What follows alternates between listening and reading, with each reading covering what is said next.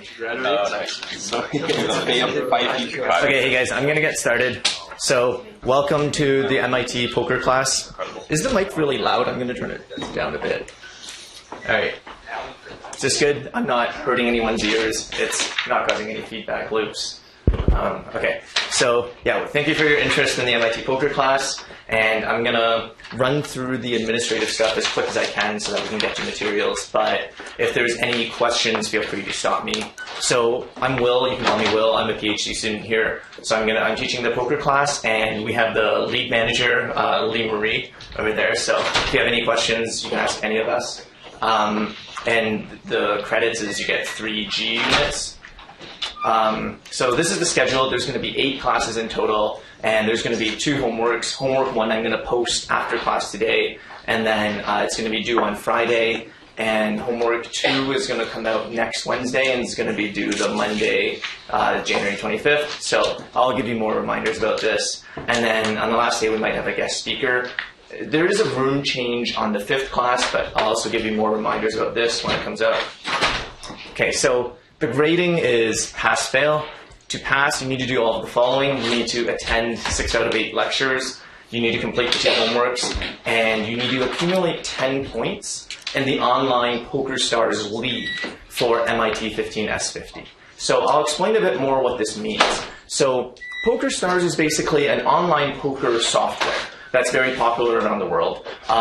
So you can play in tournaments, and so this is like a tournament lobby, and you can see how much play money. So we're only going to do play money in this class. As a disclaimer, don't try to play for real money with PokerStars. Not only is it forbidden by MIT rules, it's illegal in the state of Massachusetts, so I'm not responsible if anyone tries to play for real money. But so this is a play money tournament, and you can see how much play money you can win.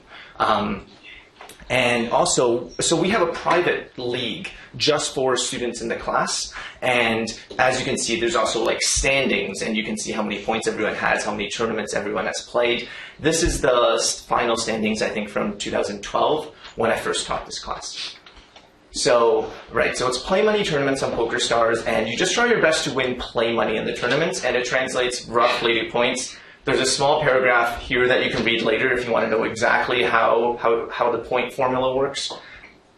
Okay, good. So a quick flash of the prizes. So thanks to our generous supporters, Jane Street Capital, Acuna Capital, and Card Runners, we actually have some pretty good prizes this year. So the top prize for the person who finishes highest in the standings at the end of the class, like in the PokerStars standings, they'll get an iPad Air. Actually, you can choose which one you want.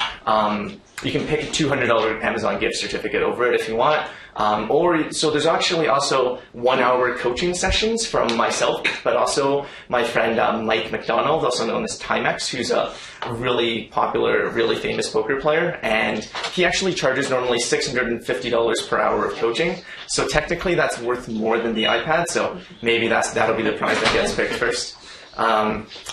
Please don't pick my coaching first. It's worth way less than his coaching. And yeah, so there's a bunch of prizes. And so there's going to be a tournament schedule every day that you can choose to play on PokerStars every night if you want. This is roughly the schedule for now.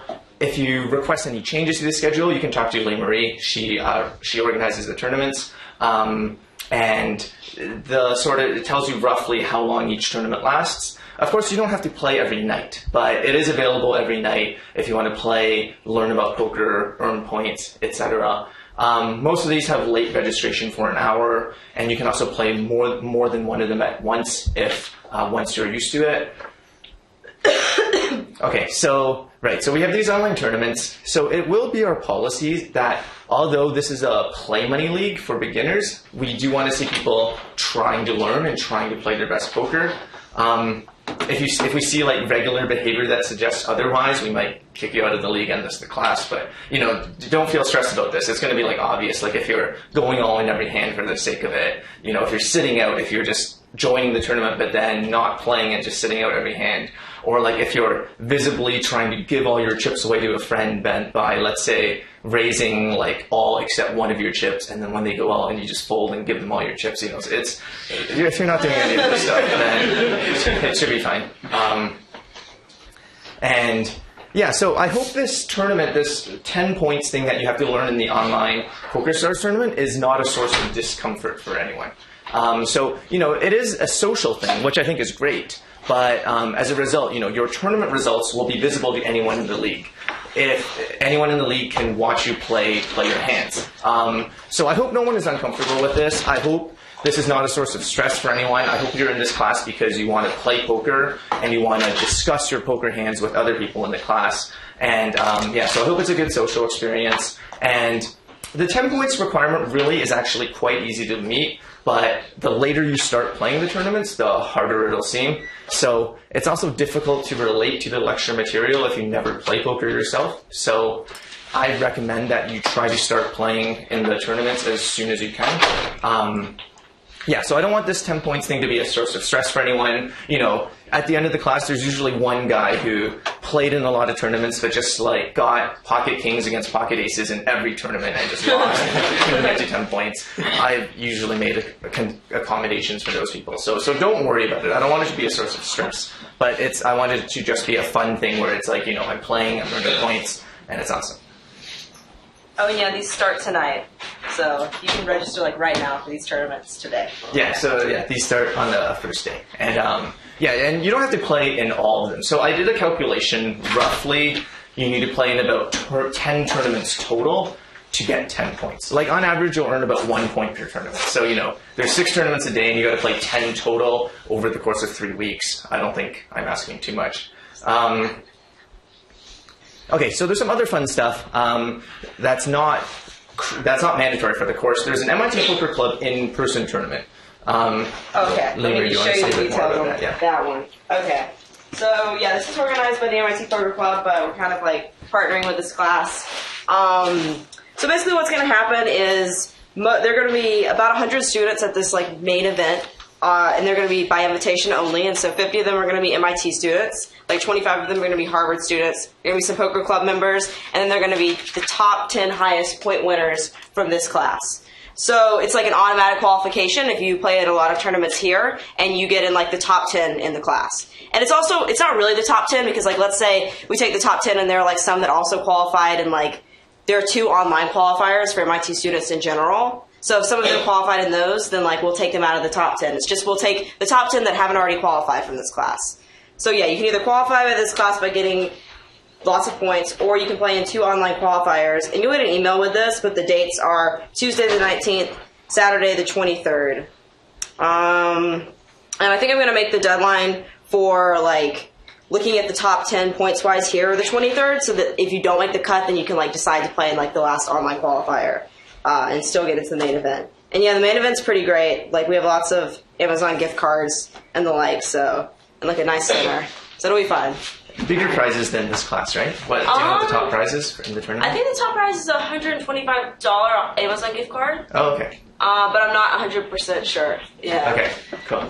And there's also the MIT PokerBots class, our sister class running this IAP. So there, instead of learning as humans to play poker, you're trying to build an AI that plays poker. So historically, they had these finals in Kresge Auditorium, and usually the top participants from this class get to play against their poker bots on stage at the finals. And it's pretty fun. It's really fun to watch, and everyone gets to watch. They can see your whole cards. They get to watch you. We did this in 2013, and we lost last time, so I hope you guys redeem me this time. I think we were better. We got pretty unlucky. We got flush over flush in hand. Okay, anyway, so this is some fun stuff with the class. Okay, so all this info can be found online at the course webpage. I sent the PokerStars installation info to the whole class. If you don't have it and you need to get on PokerStars, please contact me, or you can contact Lee Marie. We can help you. And listeners, a bunch of you asked me, listeners are allowed even if you're non-MIT, and you can play in the league. In fact, I think the Princeton Poker Club, a bunch of them might join us in the online league, but only the class participants, the people who would graduate from the class, are eligible for the prizes. So you don't need to worry about some Princeton student getting the top prize and stealing the prizes away from here. Okay, so yeah, so attendance tracking. We track attendance every class. If you just talk to Lee Marie, that's good. If you haven't done it yet, that's fine. I'm going to give a break in the middle of the class. You can talk to her then. You can do it beforehand or after. Just try not to forget, basically, because you need to attend 6 out of the 8 classes to pass the class. Okay, so I'll quickly flash the syllabus. This is roughly what I'll be talking about. So I hope to teach people to play poker. But also, I don't think everyone taking this class, your career goal is to be a professional poker player. So hopefully you'll have some takeaways in the terms of math, using poker to learn certain math concepts and probability concepts. And also just learning how poker players make decisions and learning about general concepts, about analyzing your results in life and stuff like that. So, all right, so that's all the administrative stuff. Is there any questions before I start with the class? Okay, cool. So I guess that was very clear. Okay, so let's get started. So before I get into any poker, I want to talk about the mentality I want everyone to try to have when analyzing poker in this class. So I call it the decision mentality. So I'm going to start with a story. Who here has heard of credit card roulette? It's like a game you play at the end of going to restaurants. So what happens is poker players, they're going to split the bill by, instead of everyone paying your own bill, which is annoying, right? You have to keep track. You might have to Venmo people after the exact amount. And sometimes the waiter or waitress doesn't want to split the bill per person. So poker players get around this by just picking one person at random to pay the bill. And, we like making this exciting. So what we do is we ask everyone to put in your credit card, and then we pull out the credit cards one at a time. And if your credit card is pulled out, then you're safe. And the last person in has to pay for the whole table. So it's a pretty fun game. I think I'm pretty lucky at it. The biggest one I've lost was in Hong Kong. I once had to pay around 1,200 USD. It was a pretty big table. But overall, I'm pretty good at this game. It's a game of skill for sure. So, all right. But sometimes this results in some funny stories with non-poker players. So this is something that happened to some poker players. So Poker Pro Matt, he goes to dinner with Poker Pro Steven, and then Matt brings Emily, who's a close friend who he also has romantic interest in. So when the bill comes, Matt's like, okay, I'm going to pay for Emily. So he puts in 2 credit cards. He's like, the second credit card is for Emily. And then Steven pays for himself, so Steven puts in 1 credit card. So they play credit card roulette. And then Matt, being a very lucky guy, pulls out both of his credit cards before Steven's, and Steven ends up paying for all 3 of them. Okay, so now the question is, who should Emily pay for? So who would you think if you were in Emily's shoes? Matt. Does anyone want to say thanks, Steven? Yeah. Okay, because Steven actually paid for the meal, right? So I think it's a totally reasonable thing to do as a reasonable person to thank Steven, who actually had to follow his wallet. So in this class, we want everyone to think in terms of expected results and not actual results. So Emily should be thanking Matt. Because on average, Matt put in the card for Emily. And on average, Matt is going to be paying for Emily. Because Matt's going to be paying the 1/3 of the time that Emily would be paying. But at the time, Emily thanked Steven for her meal and then didn't say anything to Matt. And then Matt was upset about it and then told the entire poker community. And that's all I found out about this story. Okay, so we want to think about in terms of, on average, what your decision would have had, what would have made, whether you would have made money in expectation or on average. So roughly, the law of large numbers says over your lifetime, the amount you end up paying from credit card roulette is the same as you would have paid from splitting the bill. So, why split the bill? You might as well just save a lot of time by playing this fun game every single time. And over your lifetime, the amount you pay in credit card roulette is roughly going to be what you would have paid from splitting. And so all randomness eventually averages out to its expected value. That's what this is saying. So what does eventually mean? So basically, when we say a gamble is very risky, I'm not mathematically defining anything here, but I just want to throw out some intuitive concepts. So a risky gamble is a gamble where it takes a long time to converge at your expectation. But the point is, no matter how risky it is, eventually it'll get you. So poker players, so there's a saying that death, taxes are the 2 things that eventually get you. As poker players, we like to think that 3 things eventually get you. It's death, taxes, and the law of large numbers. Well, eventually, you're going to reach your long run. Okay, so So here's another hypothetical situation. So let's say you get off at the wrong bus stop because you were distracted. And then you're upset at yourself. You analyze how to not get distracted in the future and get off at the right bus stop. But then after you get off at the wrong bus stop, you find $1,000 on the ground. And then you're no longer upset and you marvel at your riches. So this is sort of an absurd story, but situations like this happen all the time in poker. You're going to make a bad decision, but bad decisions still get a good result 49% of the time. And if you make the right decision, you're still going to get a bad result 49% of the time. So it's very important to analyze your decisions without being biased by the actual outcome that occurred. So you really want to be obsessed with this like self-improvement, analyzing your decisions. If you made like $10,000 in a situation where you could have made $12,000, then that's not good enough. So I want everyone to think in terms of, what's the maximum you could have made and analyzing what's the best decision you could have possibly made in every situation. And sometimes it's hard, right? Because if the result is exactly correlated with the decision, then you can just go back and look at the result and know whether you made a good decision or not. But that's why learning poker can sometimes be very, very hard. Because you don't have immediate feedback. You're not sure whether the decision you made is what caused you to make that money or you just got lucky. Okay, so with that being said, so now let's talk about some ways to reason about poker hands. So roughly there's 3 levels of reasoning in poker hands. So level 1 is my hand versus your hand. So but by this I mean you can see what your cards are. And you look into your opponent's eyes and you say, okay, I can tell your cards must be pocket kings or whatever. Your hand must be this other hand. And you play your hand exactly against your opponent's specific hand because you have a soul read on them. So, all right, so let's see an example of this. So we'll watch an episode of Poker After Dark here. Raise to 1,200. The logo I tried with that.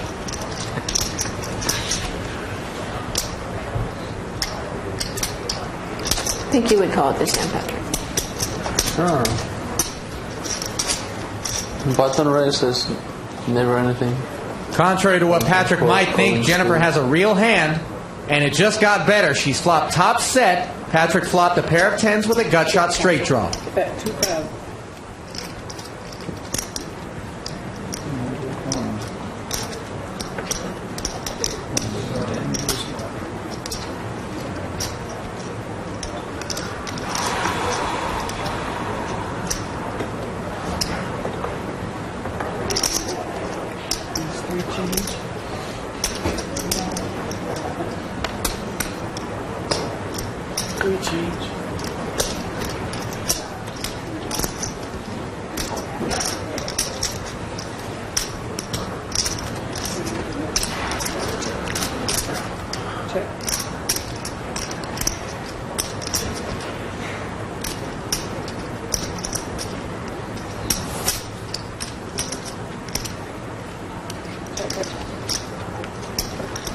Full house?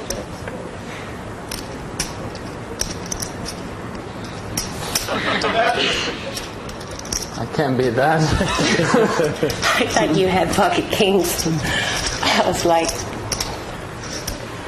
I almost thought I had you. what did you have?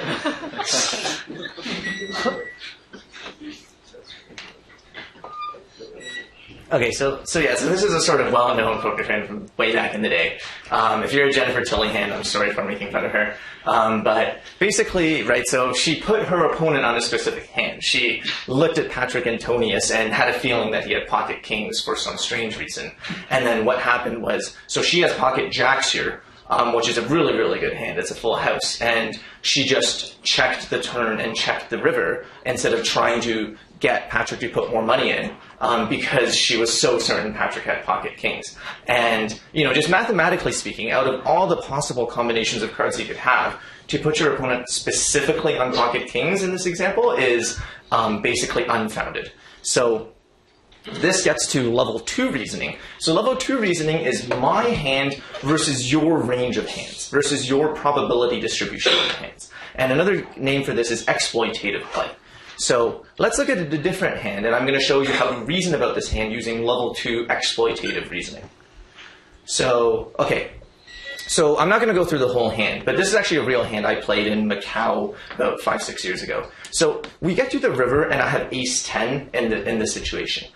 So the pot is 21,000 roughly, and my opponent bets 8,000. Sorry, so the pot is 21,000 after my opponent bets 8,000. So basically, the pot was 13,000, and my opponent bet 8,000, making it 21,000. And I have to decide whether to call. With a pretty good hand, I have a pair of aces here. But I know my opponent is Rain Khan, who's a very tight player and doesn't really like bluffing. So I don't think he's really ever bluffing.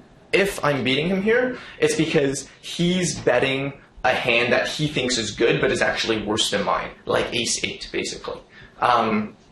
So I model my opponent's range as ace king through ace 8. I don't think he has something even stronger like pocket nines, because he would have raised more earlier in the hand. But basically, okay, so let me run through this calculation sort of slowly for those of you seeing pot odds for the first time. So here, basically, I want to think of it like this. The pot, which includes the 8,000 he just put out, is 21,000. We're considering calling for 8,000, so if we lose, if we call and he turns up ace king, which is a better hand, then our net result from this decision is negative $8,000. If we win, we get our 8,000 back, as well as the 21,000 in the pot, so we make, our net is plus 21,000. So therefore, our win to lose ratio needs to be at least 8,000 to 21,000 in order for calling to be positive expectancy. So, alright, so we'll do the exact calculation. I'll try to do it somewhat slowly to show an example of how to do this calculation. So essentially what I do is I count the combinations of, I count the combinations of each hand that exist. So ace king, there's 8 combinations, because there's 2 aces remaining that I haven't seen, and there's 4 kings remaining. So it's 2 times 4, there's 8 combinations. Same with ace queen, ace jack, and ace 8. Ace 10 and ace 9, there's only 6 combinations each, because I have a 10, which makes him having ace 10 less likely. And for ace 9, there's a 9 on the board. So ace 9 is also slightly less likely. So ace 10, we actually get half the pot. So I'm just going to roughly, I'm going to make that equivalent to us winning 3 of those times and us losing 3 of those times, which is equivalent in expectation. So basically, if you do this counting, there's 33 combinations that beat us. There's 11 combinations that we beat. And so our equity is basically our probability of winning, which is equivalently the fraction of the pot that we own. So our equity in this case is 25%. And the pot odds are 21 to 8. And then so we need basically 1 over 3.56. So 21 to 8 is 2.56 to 1. We need equity 1 over 3.56 to call, which is 28%, which we don't have, so I folded. Sorry. So unfortunately, this calculation is a bit ugly. You just have to do it a bunch of times and convince yourself that you're doing the right calculation. Basically, you got to remember to add 1 when you're converting the odds ratio to an equity. But it's but yeah, so it should be fairly simple math. But so in this case, I folded because I didn't have the desired equity. So is there any questions about that? That was maybe a bit confusing, but I don't know of a great way to sort of show the exact conversion from pot odds into equity. But I just want to point out that they're slightly different. Just one is a ratio of win to lose, and one is basically a fraction of win over all possible outcomes. So just don't get confused by this. That's all I'm saying. I'm going to sort of quickly interchange between the two throughout the course, and you should try to get in the habit of being able to quickly compute between the two.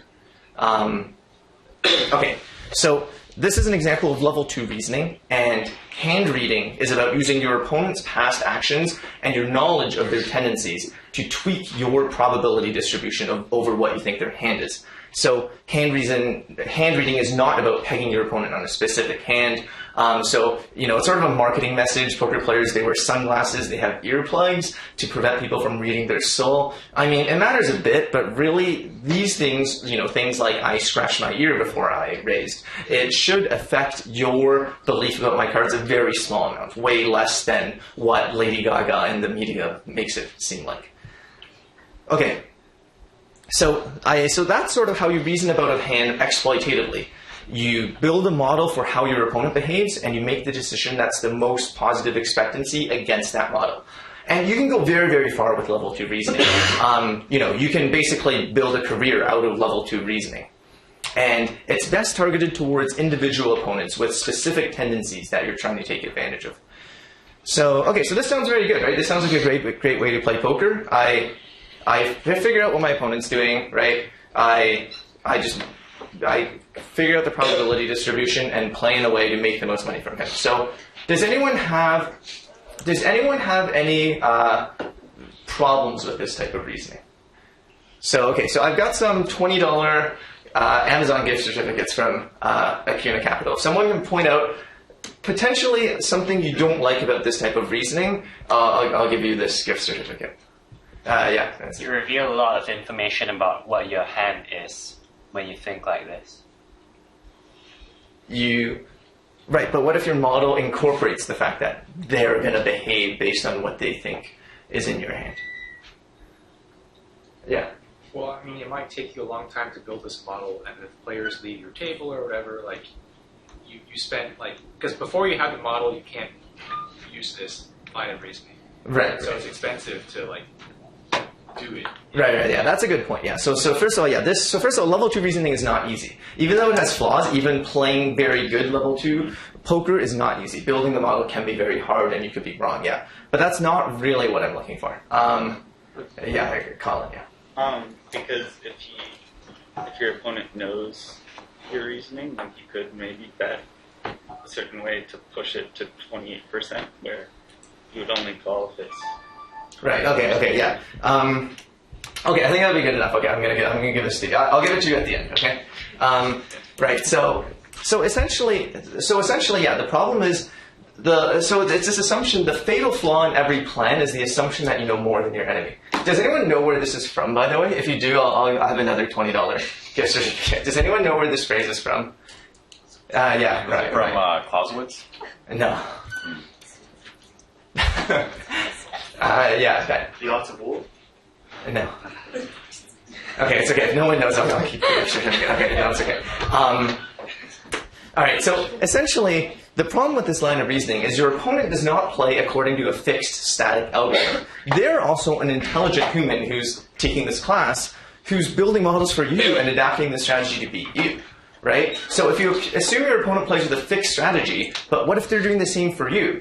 So now I'm going to get to the third level of reasoning, which I call optimal play. So let's analyze the exact same hand using level 3 reasoning. So don't get me wrong, level 2 reasoning is great. If you can do level 2 reasoning very well, you can make a ton of money. But level 3 reasoning is a completely different way to analyze this hand that can also make you a lot of money. So level 3 reasoning, I'm going to think like this.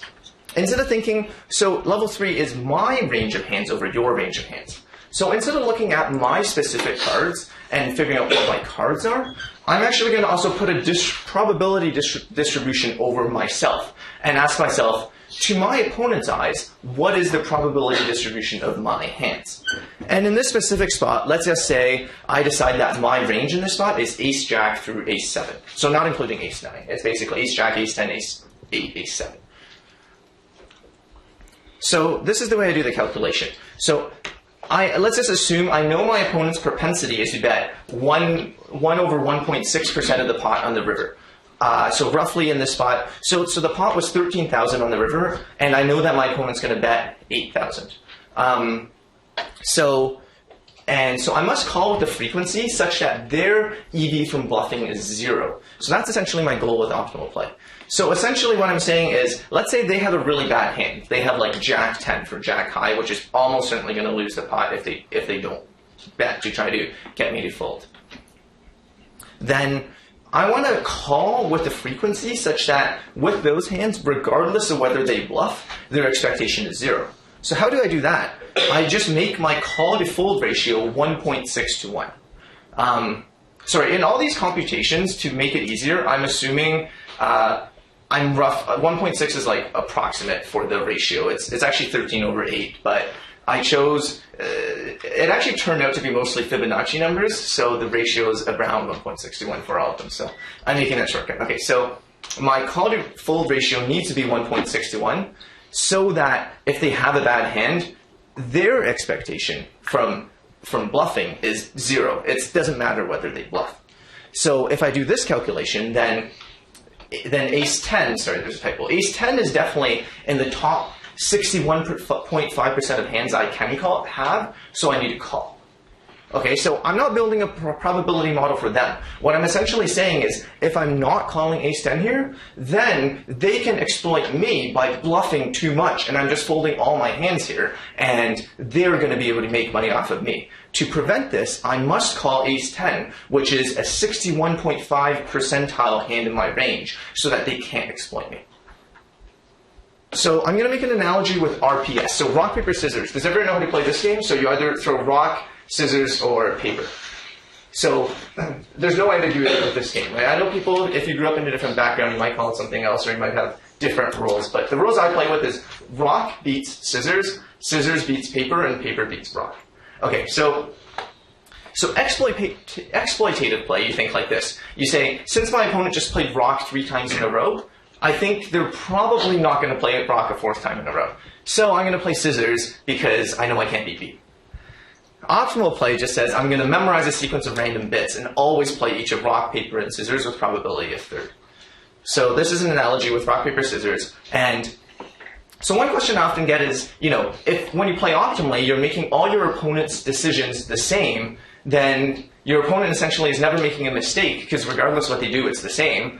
Then how do you even make money playing optimally? So in rock, paper, scissors, that's true. If my strategy is just play rock, paper, scissors, each with probability of 3rd, I'm never going to beat you more often than I should. But in poker, there's enough opportunities to essentially be inconsistent.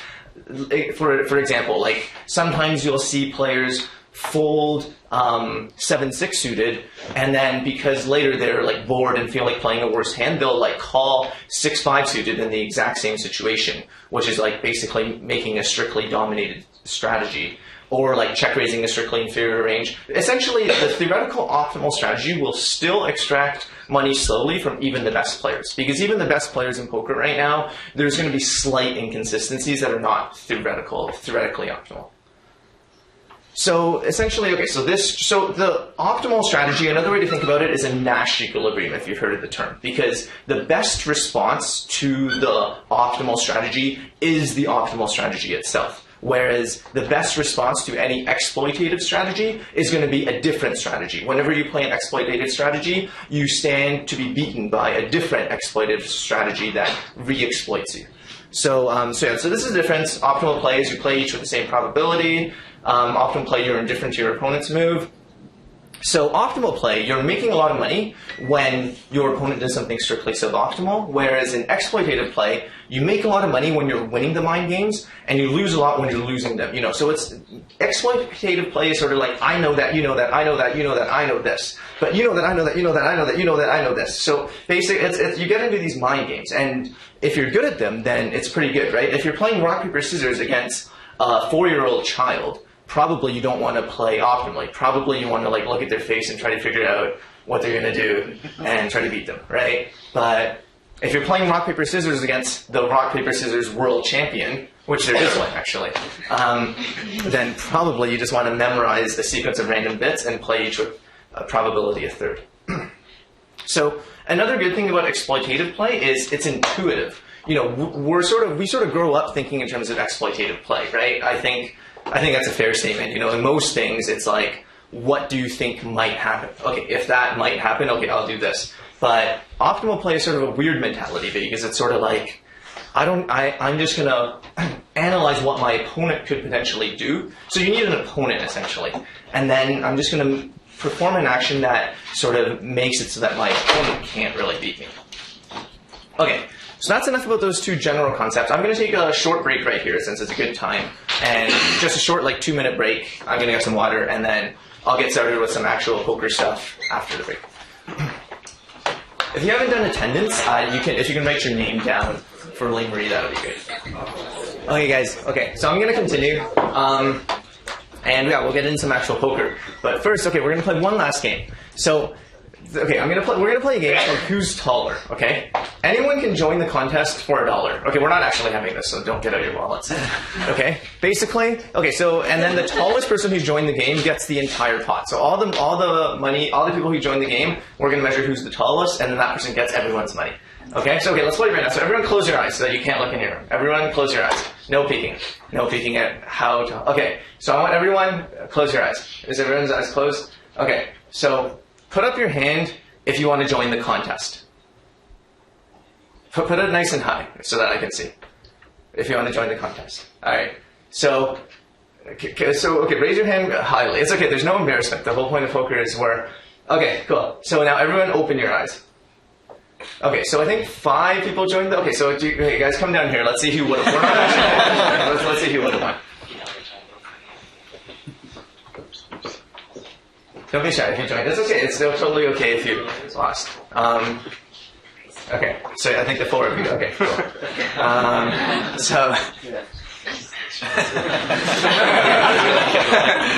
Sorry, what's your name? Justin. Okay, Justin. Okay, so I think Justin would have won.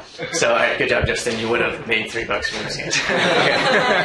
All right, cool. So, okay, what's the point of this game? The point of this game is, so from a game theoretic point of view, no one really should be playing this game. So this is only known as the K-Beauty game from game theory. So let's see. So how tall are you, Justin? 6'5". 6'5". Okay. So why did you play the game? Because you thought there's probably someone who's going to be like 6'2" who might play the game, right? So right. But if everyone knew that if you're only 6'2", you shouldn't be playing this game because someone might be 6'5", then you wouldn't play the game, right? Because someone else is only going to play the game if they were like 6'8" or something, right? So essentially, basically, so let's say we played this game again, probably only Justin would play. But eventually, this game always devolves to a situation where basically no one is willing to join. Because you know that no matter, even if you're like 7 feet tall, you're LeBron James, you would know that someone would only play this game if they were the tallest person in the world, essentially. So basically, poker without blinds, which is the money that's put into the pot at the start of every hand, would essentially be like the Who's Taller game. So when you play poker, you want the motivation of every hand to be stealing the blinds, stealing the money that was forced into the pot without the choice of the person. So you would always fold king-king, which is the second best hand in poker pre-flop, if there were no blinds. So suppose we were to play Who's Taller again, but I told you that I'm going to force Lee Marie to play. Okay? So now we've got a game. Because now, even if you're not sure whether you're the tallest person in the room, if you're taller than Lee Marie, then you have a chance of winning. So that's essentially why we need blinds to have a game. So basically, you want to think of... So you always want to think of how many chips you have in terms of the blinds. And so having $400 in front of you in a game where the blinds are $1, $2, for our purposes, is equivalent to having $4,000 in front of you in a game where the blinds are $10 and $20. Because essentially, everything you're wagering is relative to stealing the blinds that were forced into the game at the beginning. So in both of these situations, we say that you have 200 bets or 200 big blinds, or 200 BB. Okay, so that's how to calculate your stack size. But what's actually important isn't stack size, it's effective stack size. So effective stack size takes into account the stack sizes of the people remaining in the pot as well. So I'll give an example. So in this case, we're the player with the ace-jack, and we decided to go all in. So what is our exact stack size? So the big blind is 2,000, the small blind is 1,000, and we wagered in total 42,000. So what's our stack size? 21, right? It's around 21. It's around 21 big blinds. But we didn't really risk 21 big blinds here, did we? Did someone, okay, I'll give a $20 gift certificate. How much did we actually risk in some sense? Yeah. I can't see quite well, but I think 12 and a half big blinds. Okay, yeah, exactly. Okay, cool. Okay, I'll remember it. I'll put it here. Okay, so, right, so we only risked 12 and a half big blinds because everyone in front of us has already folded, and the two players behind, the small blind and the big blind, one of them only has 7.5 big blinds, and the other one only has 12.5 big blinds. Can everyone see that? So even though, UTG plus 2 has 32.5 big blinds, could have theoretically covered us, and we could have theoretically taken all our money, but on this hand, because they already folded, we're essentially only risking at most 12.5 big blinds. That's the most we can lose. So we can't be eliminated from the tournament this hand. So here's another example. So here you see this guy that I'm going to call Low Jack for now. You see him go all in for 16 big blinds. So in this case, technically, he could lose all his money because we have more than 16 big blinds, and we do cover him. But, in reality, I'd say he's probably not, on average, risking 16 big blinds because most of the people who could call him, other than us, have way less than 16 big blinds. Does that make sense? So essentially, there's not like an exact formula for effective stack size, but you want to sort of think of it in terms of, you look at the stack sizes of all the people who could potentially play the hand against you, and you want to look at, roughly how much am I going to be risking in this hand. Okay. Okay, so that's effective stack size. That makes sense to everyone? Okay. Okay, so the second thing I want to talk about that's very important is position. So position is basically where you are at the table relative to the blinds. So how many players are remaining to compete versus me for the blinds? Essentially, the fewer players that are left, the less strong my hand needs to be to attack the blinds. So I'm going to give names for the positions. Basically, the thing that matters is how far you are from the button.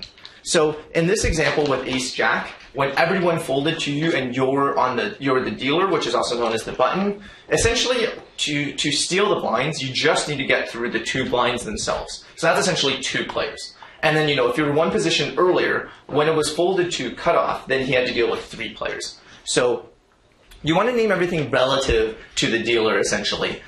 So we can just quickly go through the names. They'll get more familiar as time goes on. So the first person to act is, we call them under the gun. So that's this guy here. And then we go around the table. It's under the gun +1, under the gun +2. There can be different names for the same position. So in this specific hand, where there were only 6 players at the table, you could have called Low Jack under the gun, because under the gun is the first person to act to the left of the big blind.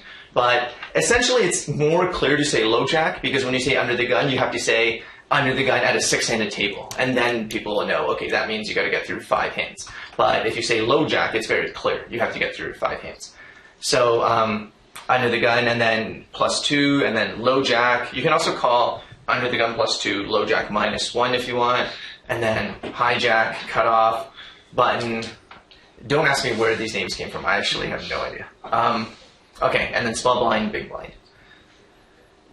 So that's position. And the importance of position is basically the later you are, the fewer hands you got to get through to steal the buttons, to steal the blinds if everyone has already folded.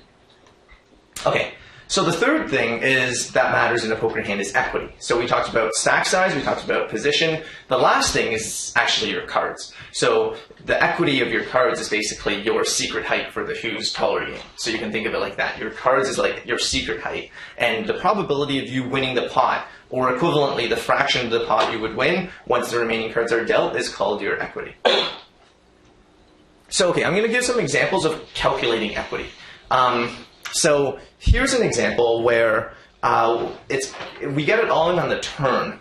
And so I have 5-4 of spades here. So I'm not in a great position, but let's try to count how many outs I have. So does someone want to just name a river card that would help me win the pot? Yeah. 7 of spades. Right, 7 of spades. So that gives me a straight and a flush, actually. So let's go along those lines. So how many spades are there left in the deck? Yeah. Should be 9 spades. Right, 9 spades. And then how many cards help me make a straight here? 6 more. Right, a 7 or a 2, right. So it's 6 more because there's 8 7s and 2s, but I'm double counting the 7 of spades and the 2 of spades. So that's 9 plus 6, and then I actually have to subtract 1 more card. Does anyone see what it is? Yeah. Queen of spades. Right, the Queen of Spades, because that's actually a disastrous situation, because then if it wasn't all in, I would probably put in more money on the river thinking I have a flush and lose to a full house. Right, so it's 14 outs, 17 minus 3. Our equity is around 32%. It's 14 over the 44 cards that could still come. Okay, did that make sense to everyone? So that's one way of calculating equity. It's just a very simple probability distribution over the remaining cards in the deck that could come. And, you know, if you're worried, like, you know, what if someone folded the Queen of Spades, so I shouldn't be counting that? Essentially, you just want to pretend that the cards that are in the muck, like the cards that were folded by other players, they're essentially irrelevant because, you know, they could have folded the Queen of Spades, but they could have also folded an irrelevant card like the Jack of Hearts or something. So essentially, you just want to, all the cards that you haven't seen, it's easier to just assume that they don't affect anything. I mean, in theory, they affect things a bit because, you know, if you know that the dealer button folded 2 cards, even if you don't know what they are, they're probably more likely to be really crappy cards like 2s and 3s rather than aces, because if they had an ace, they would have played it. But I think not worrying about that is fine. You don't need to worry about it. Okay, another example of equity calculation. So it's the exact same example as before, but in this case, the probability distribution isn't over cards that could come. All the cards have already come. The probability distribution is just over my opponent's hand. So, you know, this is the same calculation. We calculated our equity is 25%, and that's not a probability distribution over cards that come. That's a probability distribution over our beliefs of our opponent's hand. Okay, so example 3 of calculating equity. So this one you can't really do by hand. It's let's say you get it all in pre-flop with ace-king suited against pocket 2s. And you basically need a calculator. There's certain websites that help you do this. And ace-king suited against pocket 2s, if they don't have a 2 of your suit, is actually a very small favorite, which is kind of cool. But if they have the 2 of hearts, then you're actually a slight underdog. Okay. So just make sure for all the different things equity could mean. Equity could mean a probability over river cards, probability over the unknown. A very good calculator in general is PokerStove, which I'll have lots of examples of in my slides, and you can download it via this link here. Right, so this is an example of using PokerStove. So, you know, you can put in exact calculations. Like, let's say you get it in with 2 of diamonds, 2 of spades, so pocket 2s on a flop of 5, 3, 2, versus a range where you know your opponent is going to have a big pair like pocket jacks plus. You can actually run it, and your equity is 85%, which is actually surprisingly low, I think. You know, because it seems like, you know, you've got 3 of a kind. They've only got a pair. They have 2 chances to hit 1 of 2 cards, but there's a lot of random stuff that can happen. Like, if they have aces, they can make a straight. They can make a backdoor flush. The board could come 2 more 5s, which counterfeits your 3 of a kind deuces. So this is another example of calculating equity. Right, so this is just a summary of the different situations you might want to calculate equity. And yeah, I recommend you download PokerStove, but you don't really have to. And I guess one question you could ask is, you know, how do you actually do this at a table?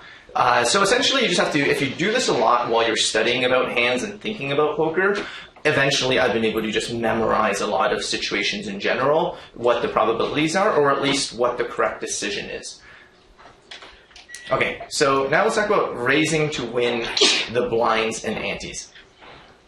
Okay, so the antes, an ante is an extra small bet that each player must put into the pot each hand, and these sum to around a big blind. And they come in during the later stages of a tournament, and they're inexistent in cash games. So I sort of swept this under the rug in the earlier examples. So in, let me go back. So like in here, do you see the 1200 in the middle?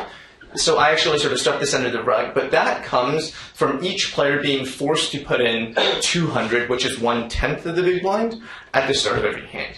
And if you're playing tournaments, then this will usually be the case. Antes will come in fairly soon. If you're playing cash games where you just sit down and you can leave whenever and you sit down and you just play for your own play money, then there's usually no antes. But antes actually make a world of difference in terms of what you want to do. So it's not just the stakes are bigger when there's antes, because you don't want to just think of it like there's extra money in the pot every hand. It's equivalent to the blinds being bigger. That's not true, because you also have to put in an ante. So if the blinds were proportionally bigger to cover the antes, you would have to raise to a bigger size to try to steal the blinds. But with antes, you don't need to raise to any bigger size to try to steal the blinds. So it's actually very action driving. It's very exciting. It makes it so that you want to play a very wide range of hands, and you really just want to be trying to win the blinds as often as possible, because winning one pot with the antes is so big. Okay, so this is what it looks like. All right, so the first thing I'm going to say is, if you're going to start playing tournaments tonight, is if no one has raised yet, you don't want to call. You want to raise to give yourself a chance of winning the blinds without seeing a flop. So I'd say the most common beginner mistake I see beginner poker players make is not raising when no one has raised before. So in this case, it would be just calling for 2,000 and trying to see a flop. But the main issue is you're giving the big blind, they can just check and see the flop for free. Whereas if you raise, you put them to a decision and they might fold and you might just win the pot for free without having to do anything, essentially. So how much do you raise? When I say raise, so the minimum raise size you can do is raising to 2 big blinds. However, this is a bit small because you give the blinds fairly good odds to make a profitable call, although it's not even that bad. So let me just talk a bit in general about raising big versus raising small.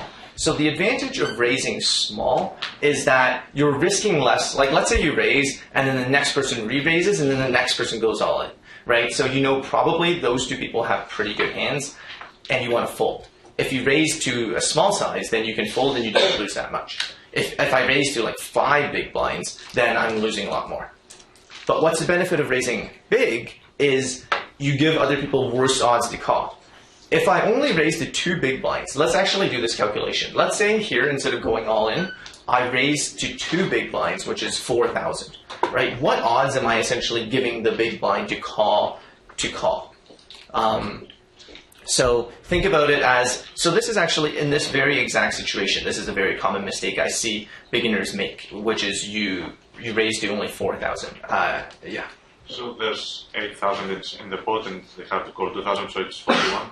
Right. So it's 41, but there's also the small blind. So there's actually going to be 9,000 essentially in the pot. Is it? Oh, okay. Yeah, so it's going to be 8,800. Yeah. It's going to be 8,800, so approximately 9,000, and they only have to call 2,000 to see the flop. Does that make sense to everyone? So their odds are actually 4.5 to 1. And Ace Jack offsuit is a great hand, but there's no hand that Ace Jack offsuit is more than a 4.5 to 1 favorite against. So in some sense, it's basically, even if they have Jack 2 or whatever, Ace 2, think of the best possible case for you. You're still not doing better than the odds you're giving them.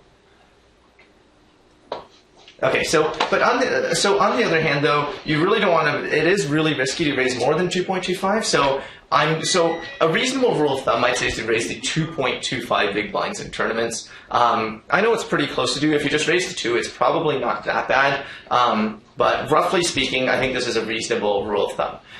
Earlier, you could try to raise to more. I think that's sort of customary, although I don't think it's theoretically optimal.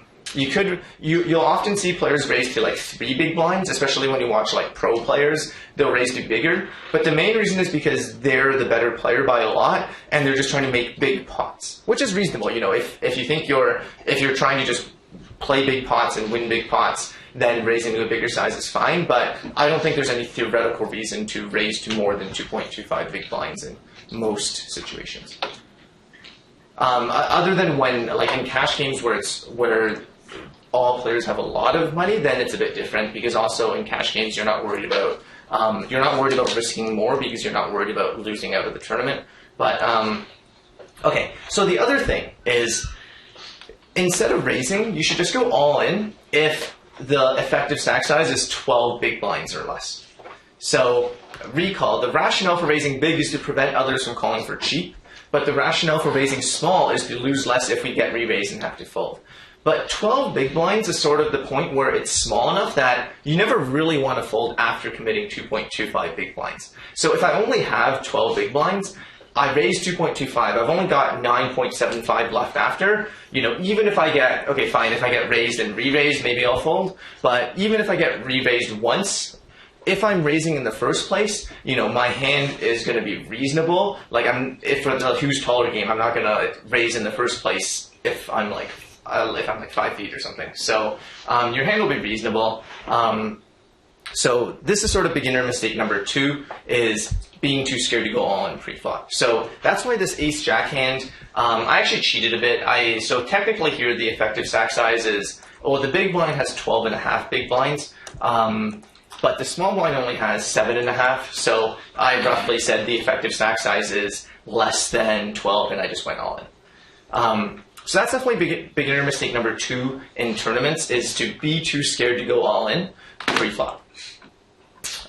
So what your goal essentially should be, I should say the rule is, so all of the numbers I said assume there's antes. If there's no antes, you should change it to 10 big blinds. So the threshold for going all in should be less, because when there's no antes, you want to be risking less, because the pot is smaller. Okay, so overall, when I talked about position, I talked about stack size. Essentially, what I'm trying to get the point across is, if you're just starting out, players tend to make all decisions based on their cards. It's just, I have a pair of jacks, I see my pair of jacks on this board, I have a pair that's pretty good, and you sort of tend to ignore what the effective stack size is, how much you're wagering, and position. But experienced players, the cards actually matter much, much less to them. In fact, if you're doing optimal play, you don't even care in some sense what your cards are, you just care what your range of cards are at that point. So experienced players, they're willing to raise the blinds with much weaker hands from good positions rather than early positions. And they're going to risk going all in a lot more frequently with a lot worse hands if their stack size is low.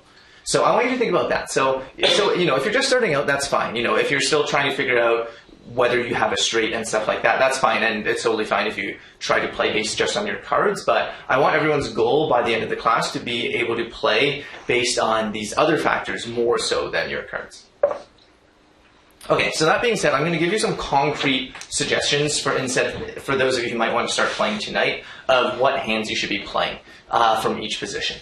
And so here, so most of the tournaments will have 9 players per table, and so this is going to be roughly a range I recommend to open. So these are the range of hands you should be playing from the worst position, so under the gun at a 9-handed table. So there's 8 players left behind you who could pick up really good hands. So it's aces, kings, queens, jacks, ace-king suited, ace-king offsuit, 10s, ace-queen suited, ace-queen off. So that's basically the list of hands. So this is these are only premium hands, right? This is like 6.2% of hands, I think. It's a very premium range. So note how tight this is. Because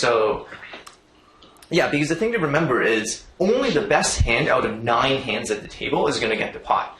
When there's 9 hands, even though the average hand is really bad, the best hand out of 9 hands is always going to be pretty good. So to even think that you have a chance, you need to start out with a very premium holding. So roughly what do you add as you go around the table? So for the second position, I'm going to post all these slides before the tournament start, by the way, so you don't need to feel scrambled to write all this down. I'm going to post it. So this is from the second position. I put in black the hands that I would open from the previous position, and I put in red the hands that I would open from that position in addition. So, second position, there's 1 less player. Okay, I'll gamble with 7s, ace, jack, king, queen, ace, 10 suited. So we'll get it on the table, and then the range will slowly increase.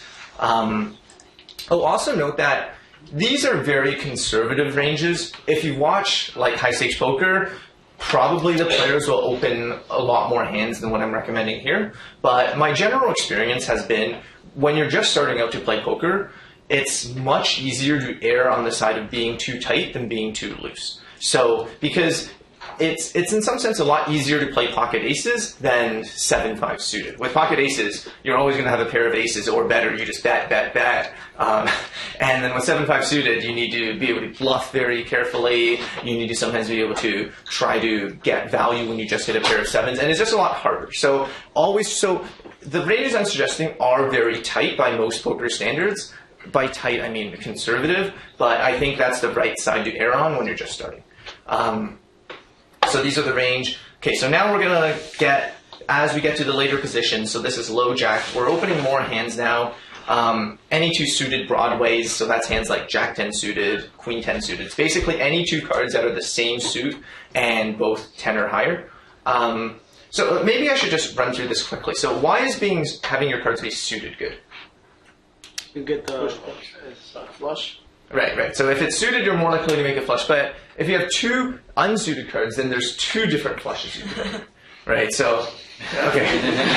Like if you have queen of diamonds, 10 of spades, then you can make a diamond flush or a spade flush. But essentially that argument is wrong because there's two reasons why it's wrong. One is it's not more likely because you need 4 of the suit to make the flush. And 2 is when you make the flush, it's also more obvious you have the flush. Like if you only have 1 diamond, even if it's the ace of diamonds, once there's 4 diamonds on the board, it's way more likely that you have a flush, so you're going to get paid off less. Whereas if you have 2 diamonds in your hand and there's only 3 diamonds on the board, it's less susceptible that you have a flush. Okay, so hijack is 3 to the button. So this is what I would recommend. Okay, so any pair. So pairs are pretty good. Any suited ace. So suited ace means any card with any hand with an ace and another card of the same suit. Any suited connector. By that I mean hands like basically 2 cards that are next to each other and also the same suit, like 10, 9, 10 of spades, 9 of spades, or any 2 unsuited Broadway cards. So I do use a lot of terminology here, so yeah, please stop me if something is unclear. You can Google most of these, I think, but okay, so yeah, and suited connectors are good. So like a hand like 7-6 suited is often better than a hand like 10-6 suited, even though the 10 is bigger than the 6, because 10 is sort of a small enough card where it's not that relevant, the fact that it's a big card, but the fact that 7-6 is connected and can hit a lot more straights is very relevant. Okay, so for cutoff, I'm just going to show you on PokerStove because there's sort of too many to list.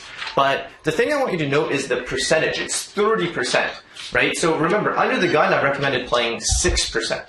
So we've multiplied how bad our hand could be for us to play by 5. And I think this is what I really want you to try to do. And I think what a lot of new players don't do enough is they always play the same cards regardless of your position. And then even crazier, on the button, if everyone in front of you folds, I recommend playing about 55% of hands. You know, this is huge. I want you to play Jack 3 suited. Who thinks Jack 3 suited is a good hand? Or King 4 offsuit, or Queen 6 offsuit.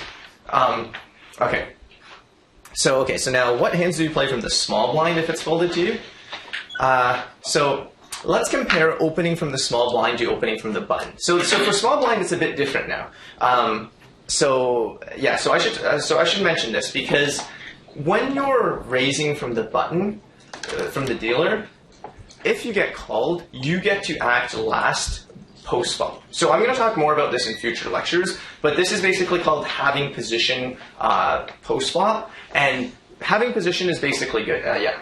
For all these hands, are you assuming that everyone's folded behind you? Yes. If people haven't folded, essentially, I'll talk more about this in future classes, but essentially what you need to do if, so like let's say this guy raised and you're the button, right? Yeah. Essentially, you need to consider what his range is and calculate your equity against his range, So which you can do.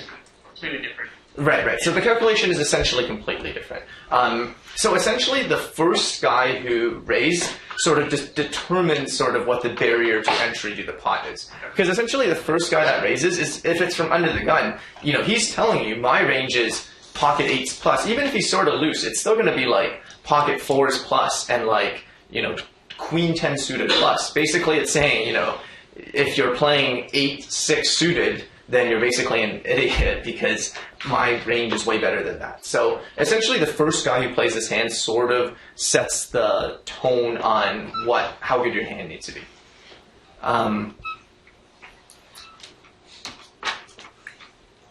Thanks for that question. Yeah. So I'll talk more about this in a future lecture, but essentially, essentially that's what you need to do.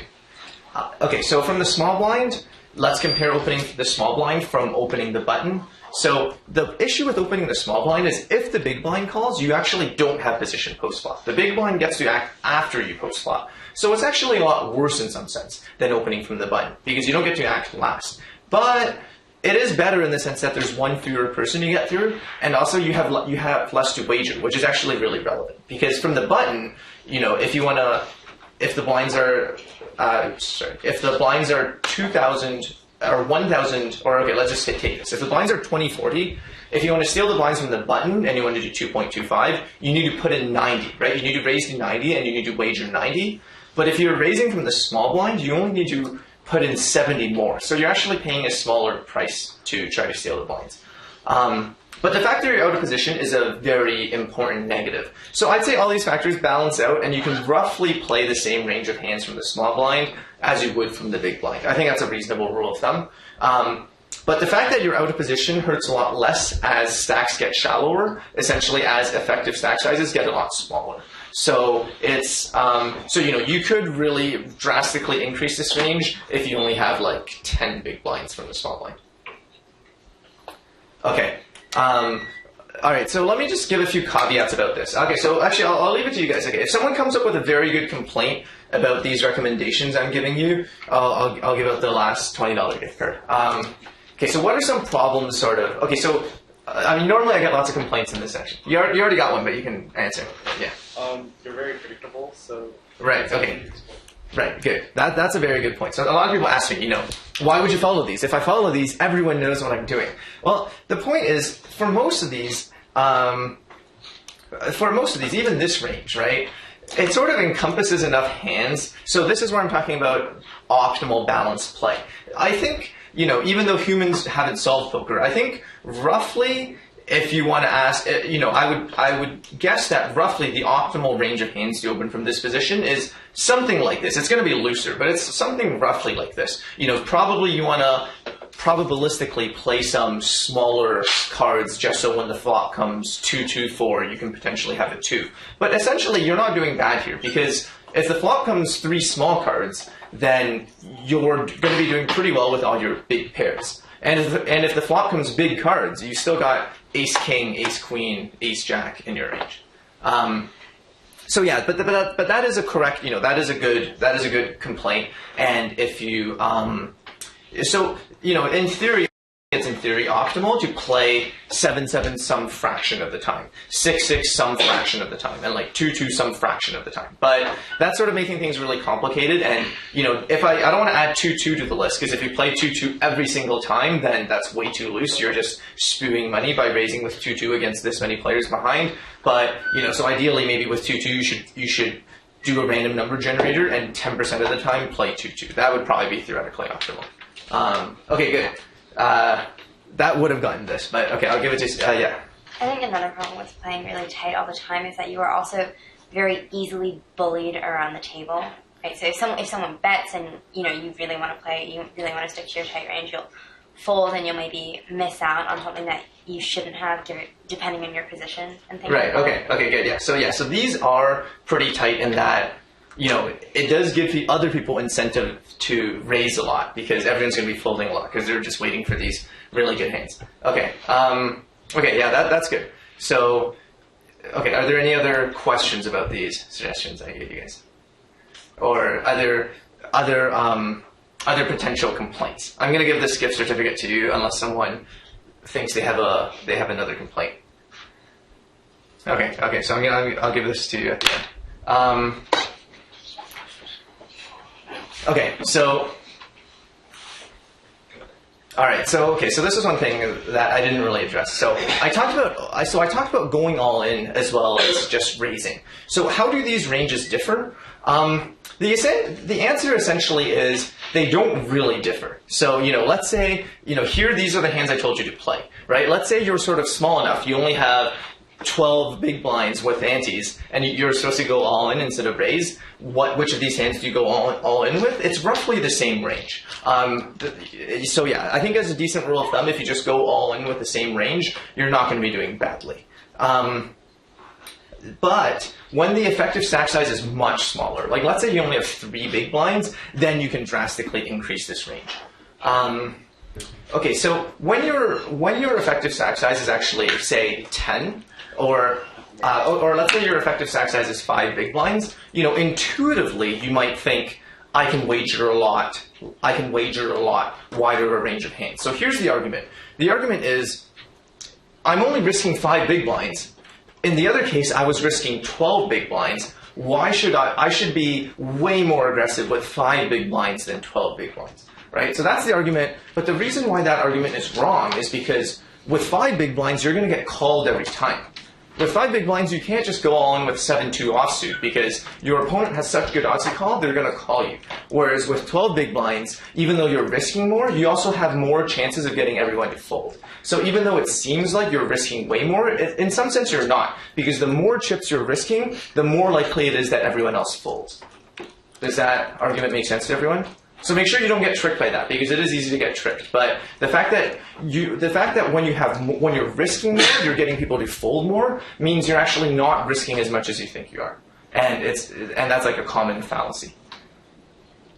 Okay, cool. So, so we're near the last part of the class. So, are there any other questions? So I know some of you probably want to start playing tonight, and I definitely did not address everything you need, but. Are there any other questions roughly in terms of opening and going all in that you might want to know before like playing tonight? Because I do think we have maybe 5 extra minutes, so I can answer some questions. Does anyone not know what the term like bluff means? I said bluff a bunch of times, but I realized I never explained. So bluffing essentially means you have a bad hand, and because you have such a bad hand, you know the only way of winning that hand is to get your opponent to fold. So basically, you bet big to hope that your opponent folds. If you have a better hand, like an average hand, often you actually don't want to be betting because there's no point. Because when you bet, you're essentially just getting adversely selected where your opponent calls you when their hand is better and you lose more money to a better hand, and your opponent folds when their hand is worse, so you're not making any money from a worse hand. And then with your best hands, you want to bet to try to get your opponent to call and increase the amount that you win, and we call this value betting. So I'm going to get more into this in future lectures, but essentially in poker, the paradigm you want to play is you want to value bet your very best hands, and then you want to basically check and try to get you showdown, like try to show your hand on the river with your medium hands, and then also bet with your bad hands to try to get your opponent to fold better hands.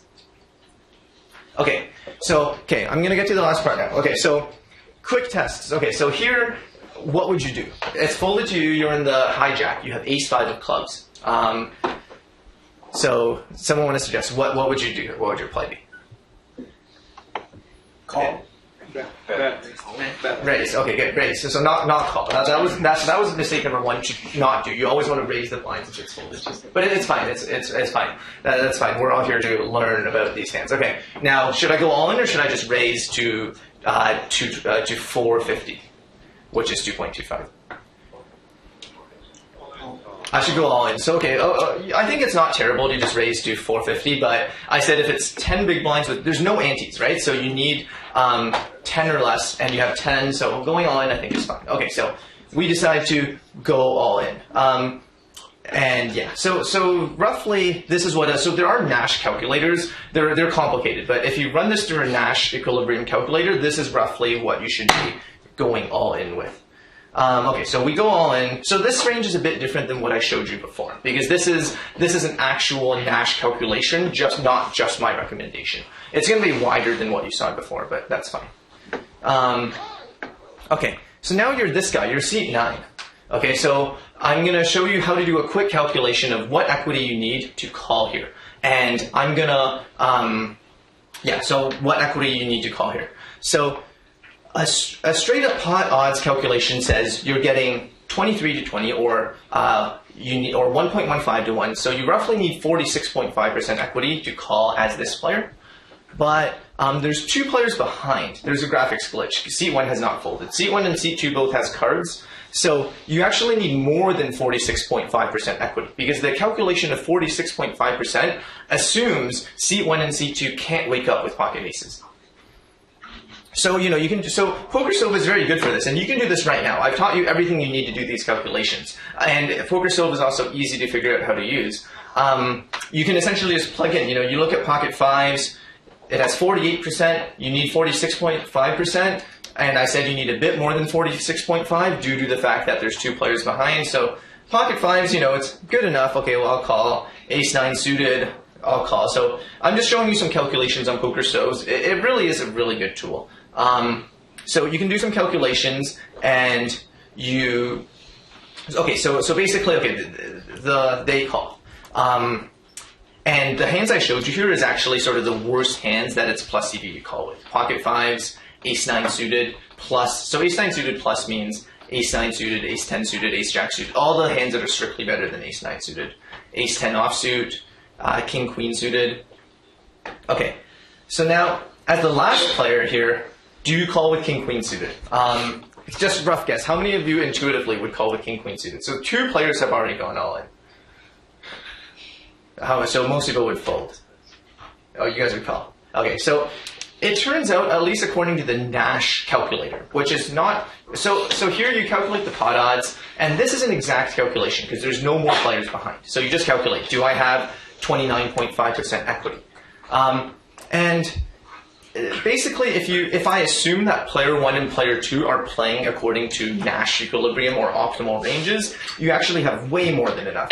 You actually have 34%, where you only needed 25%. So this is sort of a trick question I set up. The trick was, King Queen suited doesn't seem like a good hand, but against two other hands, it's actually relatively a very good hand. Against one other hand, they could just have a pair and you're behind. They could have an ace most of the time and you're behind. But against two other hands, you actually have really good equity. Because when you hit a king or a queen, you have the big pair. You can also hit straights and flushes with King Queen suited. And your equity against two other hands is very good. Okay, so you have way more than enough, so they call. Okay, so we're going to get in this all in pre-flop. Okay, so who are the people I gave these cards to? So you guys can come up to the front, and I'm going to hand you your cards. The people who I gave these gift certificates to, who I said. Yeah. Do